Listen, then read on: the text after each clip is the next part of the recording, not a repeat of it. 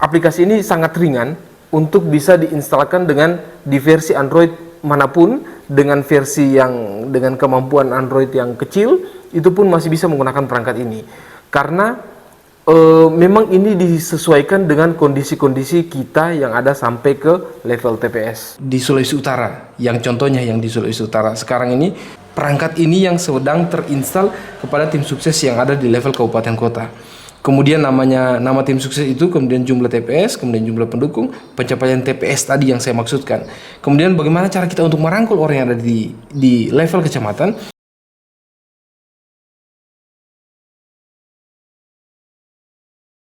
Oke, sekarang dia sudah terekrut dan dia masuk dalam level kecamatan. Perangkat ini memang harus dibentuk atau harus digunakan oleh khusus percaleg.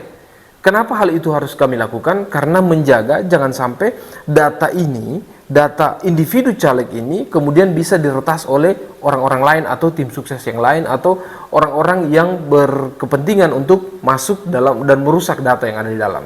Aplikasi itu hanya untuk bertujuan ketika dia masuk dan didaftarkan oleh tim sukses yang ada di level atas, itu yang kemudian akan memberikan ruang agar mereka ini betul-betul bisa tergabung secara kuat di dalam sebuah jaringan strategi pemenangan yang Anda bentuk.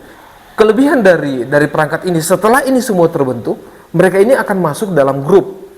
Artinya Anda sebagai tim sukses atau Anda sebagai kandidat, Anda kan harus melihat apa saja sih yang sebenarnya kendala yang terjadi di teman-teman kita di tim sukses di level bawah, agar jangan sampai kita kecolongan di hari terakhir ternyata ada kekurangan-kekurangan yang tidak sampai kepada kita sebagai kandidat, dan itu terputusnya komunikasi antara tim sukses di level bawah dengan tim sukses di level menengah.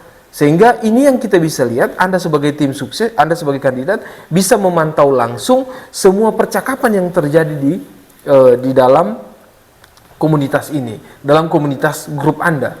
Sehingga kita bisa melakukan evaluasi terhadap kinerja mereka. Baliho kemarin bagaimana? Udah terpasang belum? Itu kan kita nggak perlu tanya lagi. Karena ketika mereka memasang dan mereka menginformasikan semuanya itu, mereka memberikan laporan, kita akan melihat list di dalam aplikasi ini, bahwa aplikasi ini akan memberikan informasi di mana saja baliho itu sudah terpasang, di desa apa saja sudah terpasang, kelurahan apa saja sudah terpasang, kemudian titik koordinatnya jelas, dan juga ada beberapa fitur-fitur lain yang kemudian ada quick count-nya,